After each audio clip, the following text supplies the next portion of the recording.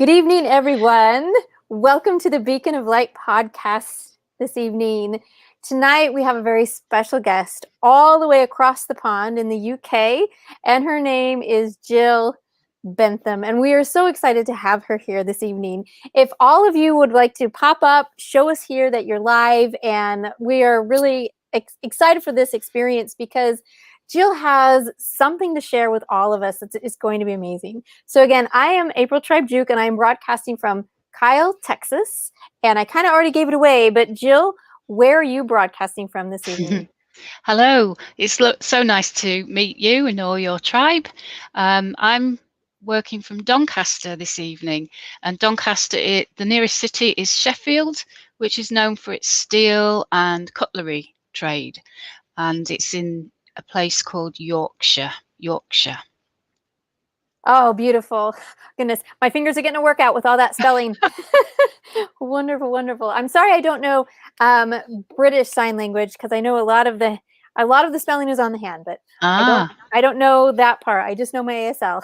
And I do that because I have quite a deaf audience that tunes in, and so just try to keep that going. Oh, look, looks like we've got some people here watching. Thank you, Miss Louise, for watching. She's from North Carolina, so thank you so much for coming and being a part of this evening. Thank you. Good evening. Yes. Okay.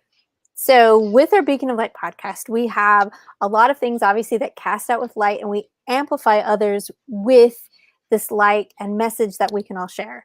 And Gill, because we like to, highlight our authors, and as authors, we like to make sure that the message is shared between everyone that we can possibly touch. Awesome. Yes, this is fantastic. And so we have a book this evening, which you can read coming down there on the ticker, which is called As If. So what conjures in your mind? I'd like to ask the audiences, when they hear that, as if, I think that that's a fascinating thing to discuss and to think about. For me, it conjures maybe future or what if. So Gill, how did you come up with this particular name? Well, the title is very brief, and so maybe my subtitle will help. So, steering your life without strife, navigating from fantasy to faith, and rising from delusion into destiny. It's all about having a perspective of your future from an endpoint. And the reason I got this title was I was driving home at dusk one evening over a canal on what we call our motorway. And the sun was setting, and it was setting over to my right. And as I drove over this bridge, I could see all the light of the canal lit up golden by the sunset. I looked over to my left, and the waterway was the same canal, but it was dark and choppy and looked foreboding. And I thought, just because of where I'm situated in this canal, over the top of it centrally, I can see two completely different perspectives. I look ahead to where I'm going and it's all dark and foreboding, but where I can see I've come from is golden like a ribbon. And I thought, what if I put myself in a position of my God, sovereign, who I believe is in control of my life and sees it from completion and sits there at its end. And if I can sit with him and see my life in that completed way, from his perspective, the whole canal is golden. And I just got that in a few seconds. And I thought, this is something I need to work on.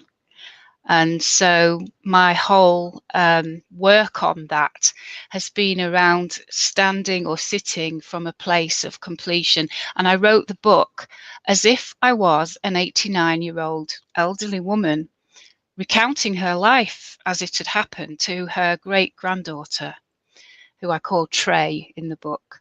And there are little sections of fiction where great-grandmother Gill talks to Trey about different episodes and different transitions in her life. Wow. What a great way to be able to capture that, because your mind just opens up when you allow yourself that fictional setting. because then you're not constrained by something, but you can still convey a truth. That's why we Absolutely. read.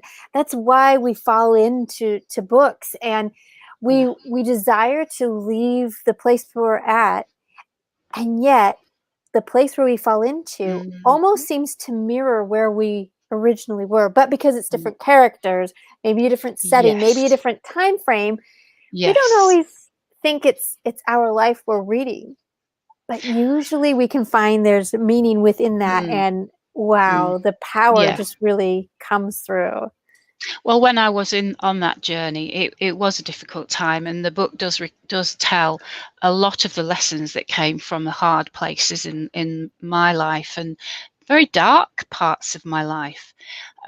Difficulties with relationship, with responsibilities, burdened by a lot of that, and couldn't really explain why I was struggling so much to live well and flourish. And so I think that was a great vehicle for people to be able to keep up with me and the things I wanted to impart without it being too heavy or overwhelming to read. Right. That concept of when we can bring that forward, because Mm, we are showing a reader a journey, and when we can show mm, that reader the journey, that there's hope at the end, there is there's a message, there's a meaning through it. But mm. they have to do that sacrifice of their time to Yes, read, to yes. capture, to see the perspective, to create the movie within their mind, right? Hmm.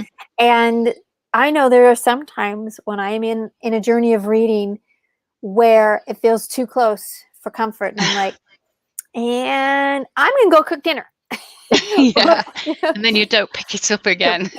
Right, because that's a choice, right? I can say Mm, those characters are frozen mm, within the page of the book, yeah. and they'll be there if I ever decide to pick it up again. But when we are brave enough Mm, to read through and face, I know that there's times within my own mind I see the yeah. character almost leaving the place where they were and giving me a look like, "Are you coming?" Okay. Sometimes I feel like I'm right in there and intruding, so to speak, within the world, within the time period, Yes. within the dialogue. I'm sure your book Yeah. definitely has some dialogue because you're going to Oh, be yes. sharing. So how fun was that to write Oh, that dialogue? that was absolutely fabulous. I just put so much into that little girl. She was 7 years old, full of questions. Loved her colouring. I had her colouring in a book all about Morpheo, the wizard that could change his form from one thing to another, and little details like that about the ice creams they shared at the museum of 20th century life. So, which we're not that far away from, but by the time I'm 89, it will be. Yeah, so I had fun. We rode in an autonomous car as an 89-year-old in the dark who wouldn't normally be let loose with the car keys. So yeah, there were some funny touches like that.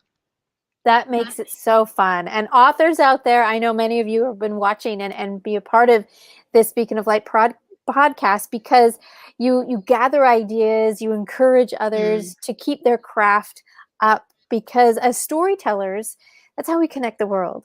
yes, World is connected through story.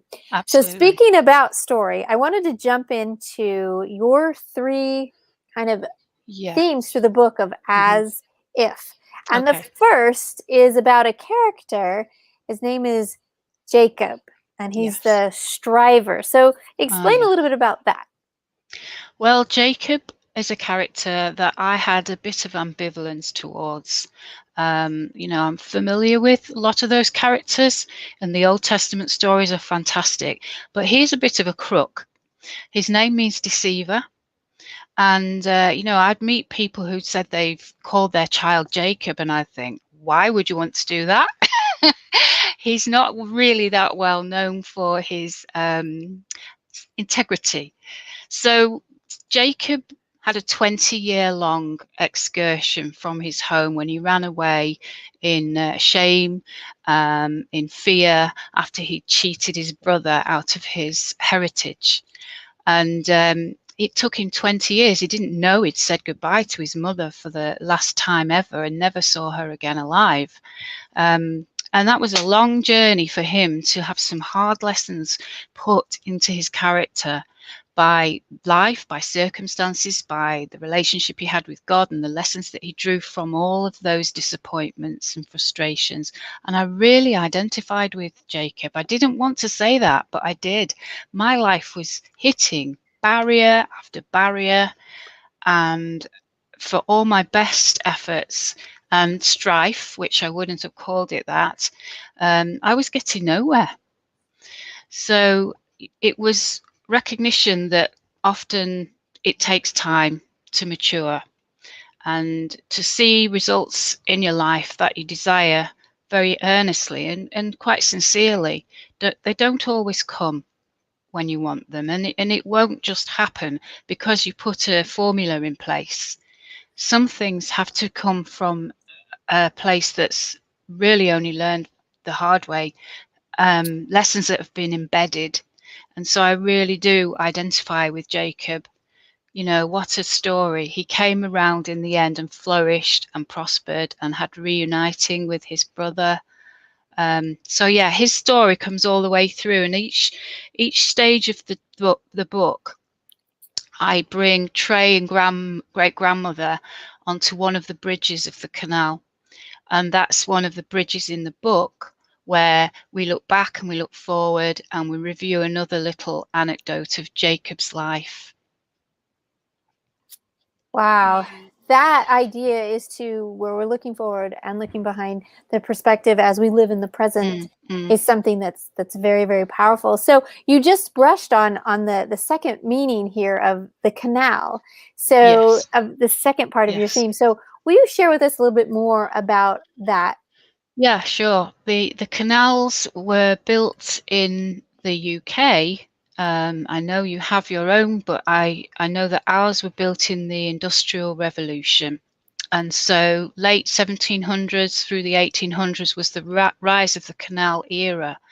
And it was the cheapest and the fastest way to transport goods, and completely changed industry and brought such prosperity to our nation. So we have a network of these man-made waterways that sometimes connect with rivers, sometimes they depend on reservoirs, but they've all been built very carefully and still are mostly intact. Have now become more of a leisure industry feature, but the canals are beautiful. They are really loved by holiday makers, walkers, cyclists, canoeists, and they were always a big part of my childhood. I had lots of picnics and lovely relaxing time, learned all about the flowers. I knew a lot about the wildlife. And when I wrote this book, I wanted to set it in that context because the metaphor that really stands out all the way through is that of the lock gate. And the lock gate being the resistance or the obstacle that has to be in place for an unnatural course of water that doesn't follow the contours of the land. It actually goes through the hills, and therefore it has to somehow be made to rise and fall. Now, water doesn't fall uphill. So engineers came up with this incredible solution of creating compartments that would be filled and then opened again at a new level, and then filled and opened again. So as you travel along these waterways in a narrowboat, you often are held in a container for some time until your water levels have equalized and the pressures have equalized from one side of the gate to the other. And I have made the analogy that it is very much like the battle that goes on in our soul between what we want, what we feel, what we see, what we know, and what our God sees, knows, and wants for us. And we just can't see. We just can't see. And if we try to push those gates open, there's no way on earth that we could possibly go against that incredible column of water pressure. There's just no way we could do it. And yet by waiting and waiting until that pressure's equalized, then all we have to do is just click a ratchet of a handle on a gate, and the doors open and we sail through. And so it's sometimes timing, isn't it? It's just timing, patience, and trust. Wow. I think that simple metaphor should be taught to many generations, especially our younger generation, to be patient, where we are so instant, right? Yes. Instant gratification. You click a button, you do this, you push here, and it's right. And it does. It pops up. It's all right here. To learn the patience of this really helps to build that concept of quiet. And it might help even to stop the race that's within our mind of perfection, of pleasing, of, of performing even, right? Because we see a generation stuck in this type of a trap. But maybe if they saw and observed how this is, really they are getting further if they are that patient. So that's beautiful. That's beautiful. So I'd like to touch on your final one, which is that mixture of fictional as well as reflection, and then the wisdom.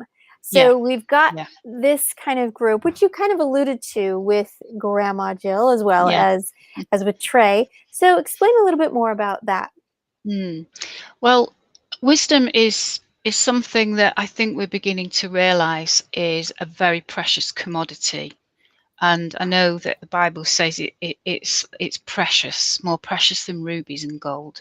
How do you actually communicate something that's come through 20 or 30 years of experience? Well, we want to do it. We want to try. Just because it's difficult, we shouldn't not try. And my passion is to help people not to have to learn their mistakes firsthand. Is there any way we can teach secondhand learning from our mistakes? And so that's the picture really of Trey and great grandma. Probably not as easy to do it with your own child as it is with a generation or two distant, where it's not quite so emotive, shall we say. You know that as a mother of 9. Right. So yes, these are the lessons that are passed down, and I wanted to be able to share them in a comfortable way, in a neutral way, in a place that was beautiful, and with metaphor. I mean, I love metaphor. It's so powerful. So yes, the bridges as they stand along the way, about 5 or 6 different stopping points along through the book, are the different parts of the book, and they have some wonderful conversations. I am a lifelong journaler, so I'm imagining that great grandmother Gill has now got a whole trunk full of journals. I already have 40 years worth. And this is then going to continue until I'm 89. And one day Trey will see Grandma, show her the trunk full of journals, and her eyes will pop out because, well, they have dictaphones and they have writing implements that are electronic. They can't imagine somebody writing everything by hand. But the lessons in there are fantastic. And I just wanted to convey some of that awe and wonder, which even goes beyond the book, because in real life, my daughter was given a golden bracelet from her real grandmother. And sadly, she lost it. It was an heirloom and she lost it. So what we've done is we've put a little competition in the book. If ever anyone should ever find that heirloom, I have promised to have one made for them of equivalent value with the metaphor of what their family is all about for them. So I'm celebrating generations, I'm celebrating loss and finding and being restored, and legacies being handed down, and wisdom and souvenirs and stories from one age to the next, in which we find out who we are and in whom we believe. There's so much there.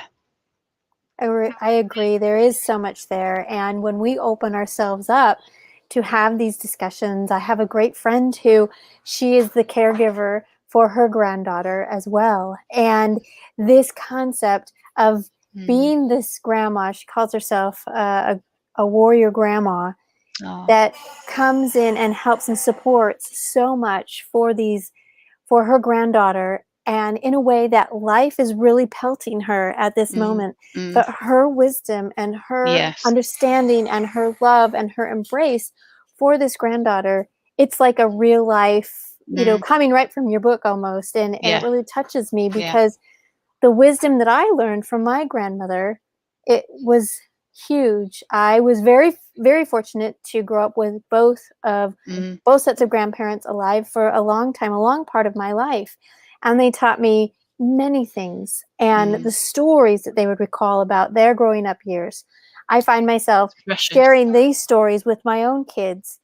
And they just how the world is today. Yeah. When my grandmother grew up on a farm, and there was no any kind of gasoline-filled machinery until well after she left the farm.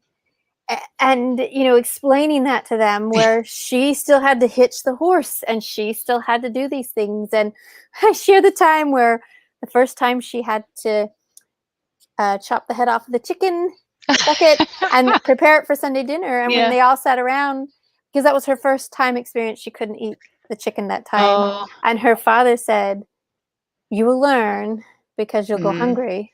This is a part of the life, the cycle of life." And so learning these things, I mean, wow, right? There are some things. We must treasure them. We do. And thank you, Crystal, to have grandparents. It is such a blessing. And in this fictional part of her book where the grandmother shares with this granddaughter this wisdom, I mean, generationally, I think it saves the next generation as long as we're brave enough to impart our wisdom. Absolutely. And it's it's vulnerable. It's a vulnerable book, and sometimes I hesitate to talk about it, but I have to get over that because it's for others. I didn't write this for myself. I wrote this so that others who were in a dark night of the soul, or a dark month, or a dark decade, whatever it is, they would find a way out. And it's a very hope-filled book. My mum actually read it. I was very nervous about her reading it, but she told me this was an encouragement to her, and that was a blessing to think that could be an encouragement to her. Wow. See, you're even touching that generation right there. And that's beautiful. So thinking about our book as if, how the title is, we've discussed certain things. We know, as we see the ticker running down here, as steering your life without strife, navigating it from fantasy to faith, and rising from delusion to destiny. There is movement, there's purpose. There is connection with all that is beautiful, all that can really continue forward. And so, Gill, congratulations on this wonderful thing. Do you have a copy of that book you want to show us? Yes, it's quite a visually easy to remember. This is a typical plaque that would be on the side of a canal bridge with a number plate for the number of the bridge. And so I've used that for my title, as if it was a plaque on the bridge. Beautiful. I love the symbolism there within just the cover, and learning about all of these things and thinking about our lives as if the things that we want to be able to produce and move forward. So if anyone is in the audience that has questions for Gill, again, she's from the UK. It's pretty late in the evening. We are glad that she was able to join us here live. It's a pleasure. It's been just beautiful to hear and explain such a powerful book, and I hope that this amplification of the story really helps to boost your message forward. That's what we're all about, is to try to make sure that people can connect, because there's someone out there that has a need, needs a connection, and can really pull forward. Crystal says as if she loves it. That's great. Thank you, Crystal. Thank you. Thank you, everybody. Linda, Crystal, John, Louise, for popping in here and being a part of this. So, Jill, where can we find your book? How do we get a hold of you? What's the best way to connect with you? Yeah, my book is on Amazon, and you can find that on the American and the UK page.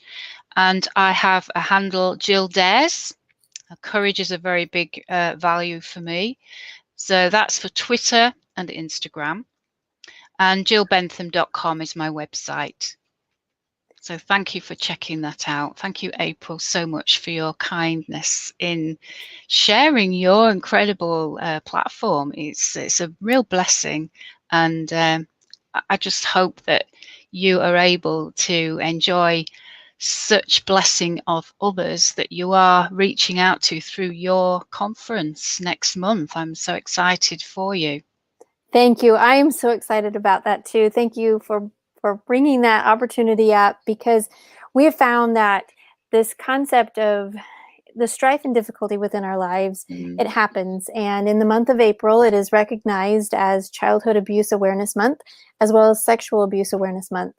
And it's not a month of, wow, let's celebrate these things, but let's identify, understand, and learn how to do the healing.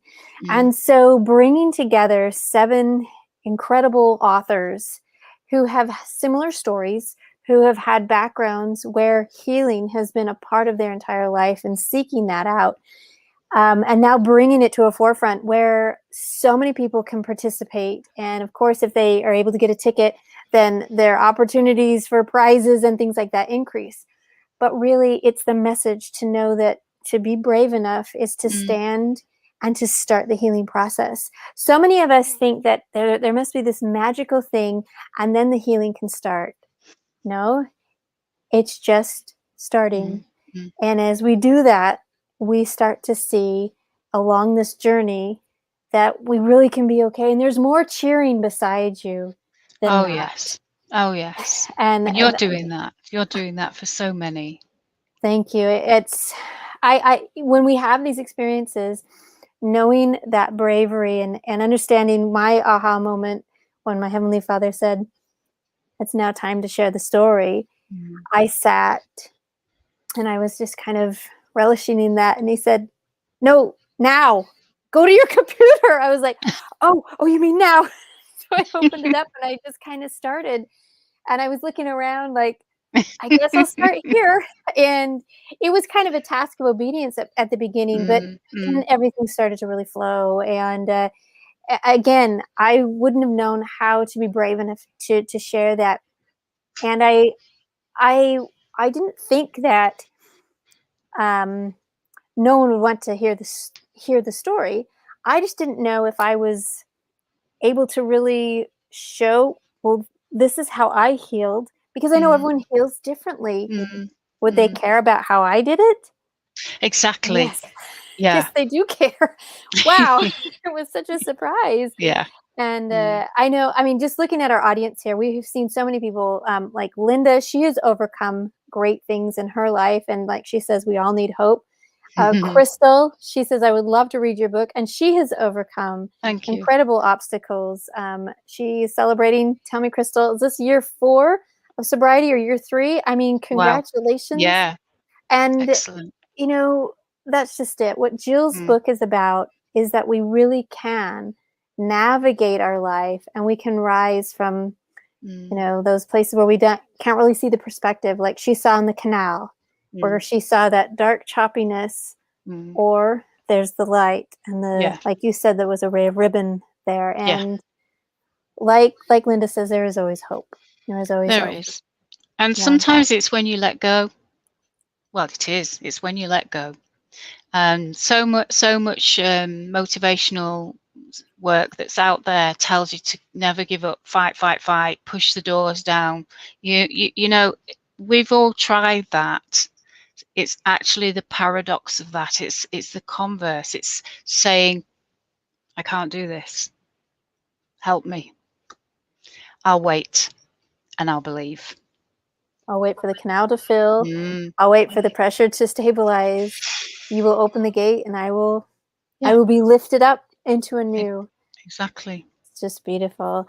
Oh, Jill, we could go on forever, but unfortunately our time is ending. Is there one last thing that you would like to share with the audience before we close it up this evening?